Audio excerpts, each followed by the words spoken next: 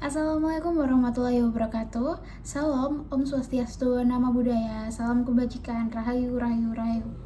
Perkenalkan, saya Gia Hagdanti Elzara dengan NIM 172231116. Untuk memenuhi ujian tengah semester mata kuliah Analisis Kebijakan Publik, kali ini saya akan mengangkat isu yang ada di sekitaran kampus B. Salah satunya adalah polemik penggunaan kris yang diterapkan oleh kantin pelangi yang berada di kampus B Unair.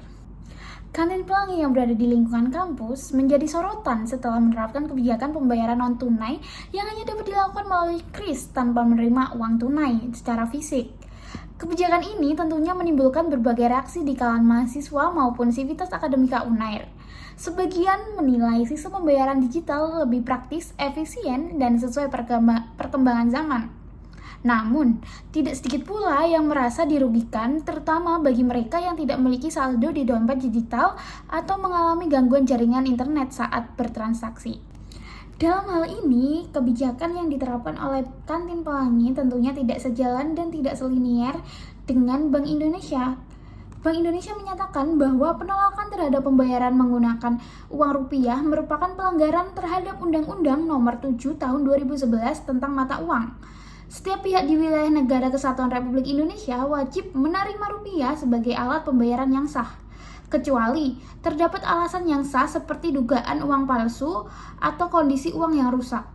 Dengan demikian, kebijakan yang tidak menerima uang tunai dapat dianggap tidak sejalan dan melanggar ketentuan hukum yang berlaku, serta berpotensi menimbulkan ketidakadilan bagi pihak-pihak yang belum terbiasa atau belum memiliki akses terhadap layanan pembayaran digital.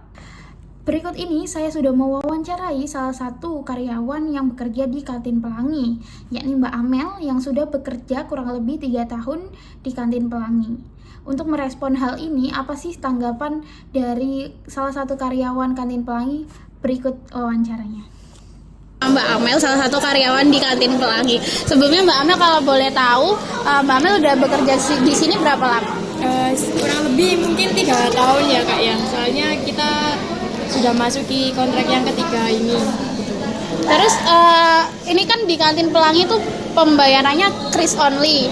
Nah itu kira-kira kebijakan ini tuh udah dari kapan? Sebenarnya kalau dari 2 tahun yang lalu tuh memang kebijakannya kris only ya. Soalnya mempermudah biar cari kembalian kan agak sulitnya. Dari 2 tahun lalu kita penerapannya kris only ya Kak. Tapi beberapa terakhir ini tuh berubah sih Kak, jadi kayak nggak apa-apa meskipun kita cash gitu loh, yang penting selama kita ada kembalian kita tetap terima cash. Itu kebijakannya dari UNER atau dari mana Kak? Saya kurang paham sih sebenarnya, tapi waktu itu ada yang bilang itu memang kebijakan dari UNER juga sih kan, untuk mendukung program kris juga gitu. Dari pembeli sendiri tuh kayak ada yang keberatan nggak sih kok pakai kris, terus misalkan tunai itu harus uang pas ya? Sebenarnya dari beberapa mahasiswa itu kan memang ada gengsi itu yang kris only, memang mereka tuh jarang pegang cash, tapi ada juga yang memang sudah sedia cash pas, soalnya kadang ada yang udah keburu-buru jadi langsung cepet-cepet pembayaran gitu, jadi langsung kasih cash. Kadang juga kebanyakan sih lebih ke kris sih. Kalau untuk cash itu biasanya masyarakat umum gitu. Terus satu lagi Mbak, apa tuh Mbak? Dari Mbak sendiri tuh kayak ada kendala nggak? Soalnya aku pernah cerita sama Mbak yang di fotokopi ini ada yang kris tapi cuma bayar, misal dia tuh habisnya 6.000 cuma nge-kris 6 gitu. Oh, sebenarnya dari saya sendiri ya, sebenarnya dari tiap kasir itu ada kayak website untuk ngecek ulang pembayaran atau konfirmasi ulang pembayaran dari customer. Jadi kalau seandainya customer memang mungkin kan kadang kurang teliti ya, karena mereka juga buru-buru kelas, jadi mungkin ke inputnya kurang nominal atau kurang nol, itu juga pengaruh sih. Tapi kan nanti ada tracknya gitu Kak, jadi kalau seandainya oh gini itu kurang, kita bisa minta untuk scan ulang gitu. Sebenarnya ada kok, jadi kendalanya nggak ada sebenarnya. Jadi misal ada yang kurang itu dari karyawannya sendiri yang nambahi gitu, nombok gitu, apa enggak? Kalau dari saya sendiri selama jadi kasir saya minim sekali untuk seperti itu sih Kak. Oke, terima kasih Mbak Amel. Halo semuanya, jadi di sini aku udah sama salah satu mahasiswa ilmu politik yang mana pernah tentunya untuk merasakan pelayanan dari kantin pelangi itu sendiri. Yang pertama aku mau nanya nih Kak, gimana sih pendapat Kakak tentang kebijakan kantin pelangi yang menerapkan kris only? Oke. Halo teman-teman, aku Saskia dari Ilmu Politik angkatan 2023. Terkait kebijakan kantin pelangi yang kris only ya, sebenarnya itu bagus, jujur. Karena QRIS kan juga merupakan terobosan dari Indonesia ya, dan sekarang juga udah mulai mendunia sampai menjadi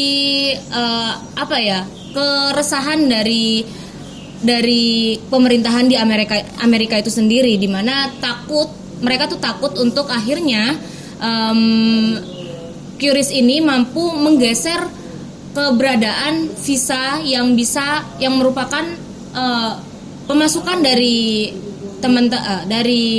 pemerintah di Amerika untuk pemasukan negaranya. Nah, cuma minusnya teman-teman, di sini penggunaan QRIS only kan belum cukup menjalar ke seluruh elemen di Indonesia, khususnya di daerah-daerah yang mungkin belum menggunakan kebijakan tersebut. Nah, kendalanya adalah ketika aku masih maba, itu aku kebingungan teman-teman. Cuma kan sekarang kebantulah karena adanya Famima tuh. Cuma ketika aku maba itu kan belum ada. Jadi aku yang masih menggunakan cash, yang belum tahu adanya e-money, belum tahu adanya QRIS dan lain sebagainya tersebut, akhirnya mengalami kendala untuk melakukan transaksi. Itu sih. Oke, jadi sebenarnya dari keberadaan kris ini tuh sebenarnya niatnya baik ya? Iya, benar sekali. Itu bagus banget sebenarnya emang untuk akhirnya meratakan penggunaan QRIS ini di Indonesia, dan bagus kalau akhirnya masuk ke skala internasional karena bagus juga untuk pemasukan negara kita, teman-teman. Oke, tapi menurut Kakak sendiri, apakah keberadaan kris ini justru membantu Kakak sendiri atau justru merasa terbebani nih karena nggak bisa nih pakai uang cash gitu? Awal-awal ketika aku maba memang sangat terbebani ya, karena aku juga masih belum paham penggunaan e-money. Nah, tapi semakin kesini, semakin semester tua gitu loh, aku makin terbantu sih ada QRIS karena males gitu loh tarik tunai saya. Oke, langsung aja kita ke pertanyaan terakhir. Jadi kemarin tuh aku sudah wawancara sama salah satu pegawai kantin pelangi. Nah, salah satu alasannya yakni alasan keamanan dan keefisien ataupun juga kemudahan dalam bertransaksi. Nah, menurut Kakak, apakah Kakak setuju nih dengan alasan keamanan dan efisiensi yang biasanya dijadikan alasan penerapan pembayaran non tunai? Setuju sih, jujur, karena kan kita paham sendirilah bagaimana berdagang itu, berniaga itu kan bukan ownernya yang kerja langsung kan, yang turun langsung untuk jaga tenan dan lain sebagainya mungkin. Nah, ketika pembayaran QRIS itu kan pasti saldo atau pembayaran yang dilakukan itu kan langsung masuk ke rekening yang punya kan, bukan akhirnya diterima oleh si penjaga tenan ini. Karena kalau penggunaan masih tunai akan memunculkan praktik-praktik korupsi teman-teman sebenarnya. Jadi penggunaan QRIS juga bagus lah karena meminimalisir praktik-praktik seperti itu. Begitu. Oke, terima kasih Kak atas waktu dan kesempatannya. Mungkin aku izin untuk mencukupkan ya. Oke, bye teman-teman. Dari hasil wawancara yang telah kita saksikan, diketahui bahwa dalam 2 tahun terakhir, Kantin Pelangi sebenarnya masih menerima pembayaran tunai.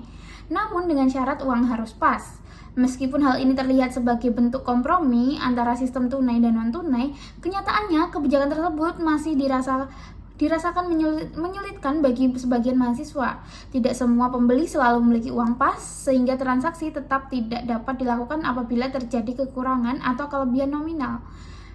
Dengan adanya syarat uang pas, secara praktik fungsi uang tunai sebagai alat pembayaran yang sah menjadi terbatas, sehingga esensi inklusivitas transaksi di lingkungan kampus belum sepenuhnya terpenuhi. Diharapkan ke depan, pihak Kantin Pelangi maupun pengelola kampus dapat melakukan evaluasi terhadap kebijakan pembayaran agar inovasi digital tetap berjalan tanpa menimbulkan hambatan bagi mahasiswa yang masih bergantung pada transaksi tunai. Sekian isu yang dapat saya sampaikan mengenai polemik kebijakan penggunaan kris yang diterapkan di Kantin Pelangi di kampus B Unair. Kurang lebihnya saya mohon maaf. Terima kasih. Wassalamualaikum warahmatullahi wabarakatuh. Sampai jumpa di video selanjutnya.